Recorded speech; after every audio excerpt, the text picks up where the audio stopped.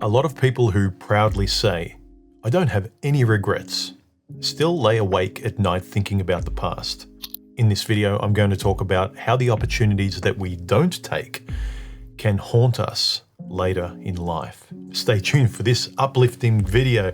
Just kidding. The algorithm says you'll click away if it's not super positive, so it's going to be awesome, I promise. Kind of. Did you choose the wrong person to have kids with? Or a more interesting question that no one likes to talk about is, do you regret not choosing someone that someone else did choose after you let them go, or you didn't take the opportunity, and it bugs you even today? Do you feel like you want another similar opportunity to happen to you again, and then you'll do it differently? It's interesting. You can find a million self-help videos online talking about the smart things to avoid in life, but few about living with the regret of good opportunities that you didn't take and that you let just fly by. And it's tough. Missed opportunities and regrets are a tough thing to live with, especially when you see the evidence of someone else right after you choosing the thing or the person you didn't choose. They took the opportunity you didn't take. And many people won't raise their hands and admit, I screwed up. I should have taken that shot. Let's look at the definition of an opportunity. An opportunity is a possibility due to favorable circumstances. It's a possible thing, not a guaranteed thing, but a possible thing.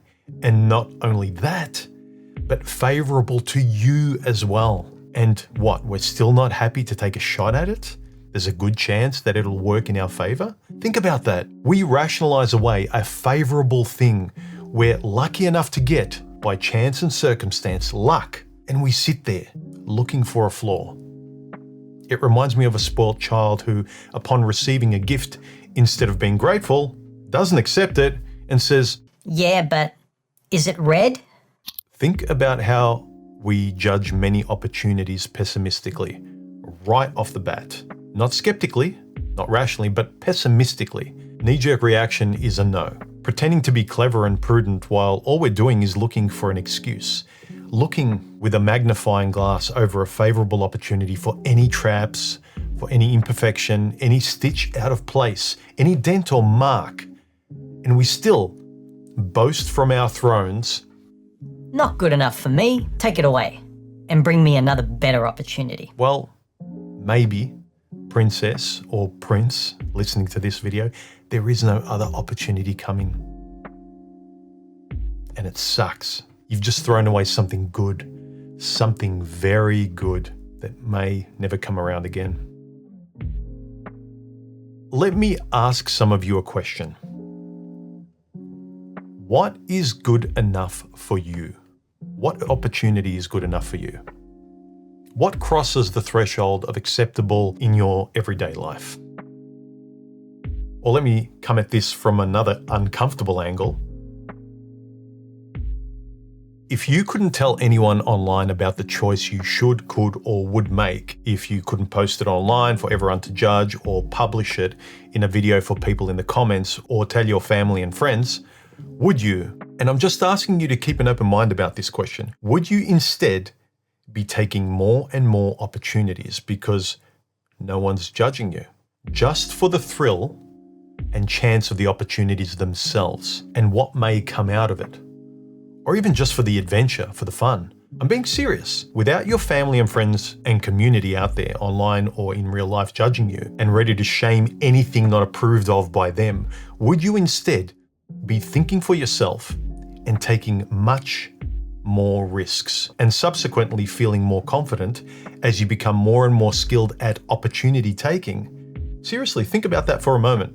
If you like what you hear in this video, share it with someone you think it might interest. I know I could have used a conversation like this back when I felt I had no one to talk to. And finally, if you'd like to book my time for a private chat or join the channel or say thank you with a donation or super chat, there's links below this video. All right, let's get back to the topic. Okay, in a minute, I'll tell you a way of thinking about taking more opportunities where it doesn't bother you as much, that it's not so scary. It's a philosophical way of looking at things that's worked for me whenever I can remember to do it when I'm not on autopilot. But first, let's keep in mind what a gift an opportunity actually is. Most of us are overcritical about a relatively positive thing. I mean, we didn't have the opportunity a moment ago, and now we do.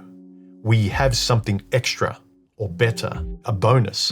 And it's not like we're being forced to take the opportunity. No, we're just a little surprised, nervous, and excited, and under a little bit of pressure to choose or pass on this opportunity. But what do? Our insecurities listen to the crowd, just like we listened to our parents when we were young. We'll listen to authority because we don't trust ourselves. We'll listen to data because we don't trust ourselves. We'll listen to groups because we don't trust ourselves. I already said that, I think. I know that we get a little bit surprised by an opportunity, and now we feel like a choice needs to be made. And it does need to be made. Make no mistake, I get it. No one likes to be hurried. And that's the nature of opportunity, sorry. They're fleeting.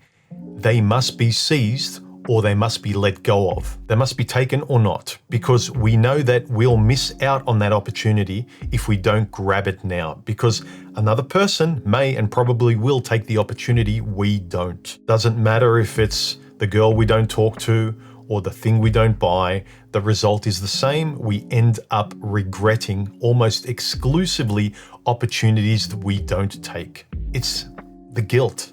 It's the, I missed my chance. I'm an idiot. There's no turning the clock back. Why did I say no to that or to them or to it? Why did I wait too long? And we'll self-soothe ourselves internally with all manner of intelligent and comfortable sayings, because the alternative is frankly horrific. The alternative is, I regret being a coward, waiting too long. I regret the missed opportunity. And that's a hard thing to accept. And this is why I also think there's so much anger in the relationship spheres online, where all sides make very astute and technically accurate reasons as to why they were clever enough not to date, or not do this, or not do that.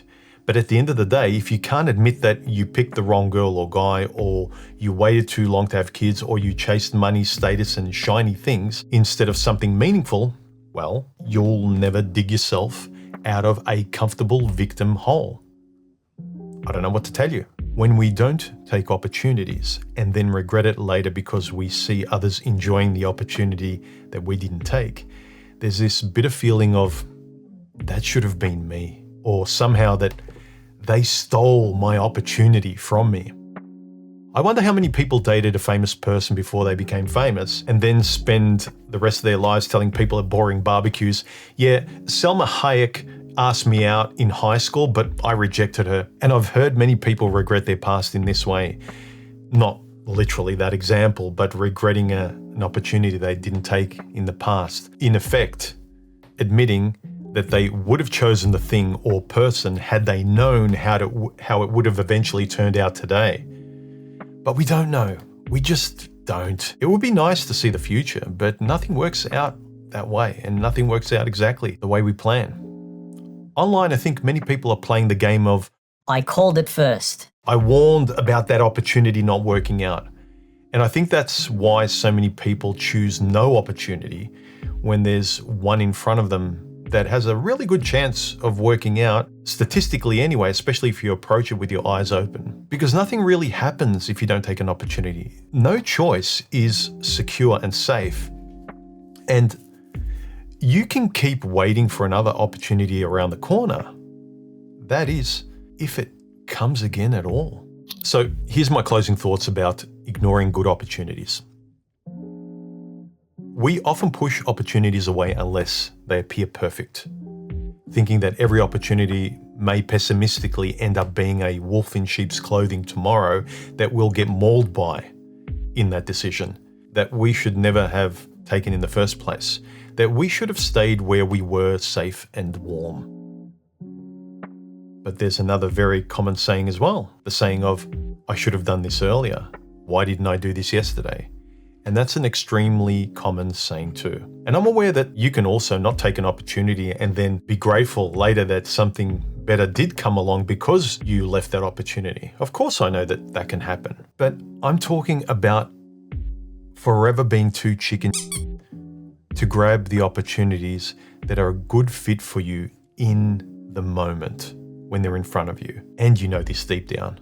When I look back on my life, I really only regret not trying more, wishing I'd taken more opportunities and just done things. I know it's a cliche. I know an old guy sitting here telling you, don't regret it later, do it now, don't wait, etc., etc. But it's a cliche because it's one of the most salient truisms out there that is always constant. That you will probably look back on your life in shame if you just stayed in your sensory deprived little safe space and wish you'd explored a little more later when it's too late. It's a very impotent feeling. The opportunities I didn't take are the ones that bug me the most. And that's the truth. I wish I'd lived more, whatever my or your idea of living more is. My advice, especially in today's hyper-scared online culture that is afraid of words and feelings and their own shadows, I would remind you that everyone's time is running out. Or let me put it a little more macabrely, all of us are dying. Yes, even you. So what do you got to lose, really? Just be sensible about it. If you want kids and you found a good person, be sensible. Commit. Stop lying. Stop playing games. Just do it. Try. Take a better job or living opportunity if it comes up. If there's nothing stopping you except comfortable excuses, just do it. Stop hooking up with hundreds of strangers and calling yourself free and clever and smart. Banging random strangers is not a life, and it's frankly fairly dangerous because you don't know what you're going to get tomorrow. I hear these delusional TikTokers saying things like, I'm exploring my blah, blah, blah. nah, it's movement masquerading as action. There is no progress, nothing happens. You're trying on clothes and buying nothing. My advice, take every good opportunity that comes in front of you. I hope you got something out of this video. Keep swinging, and remember, our lives are defined by opportunities, even the ones we miss. Especially the ones we miss.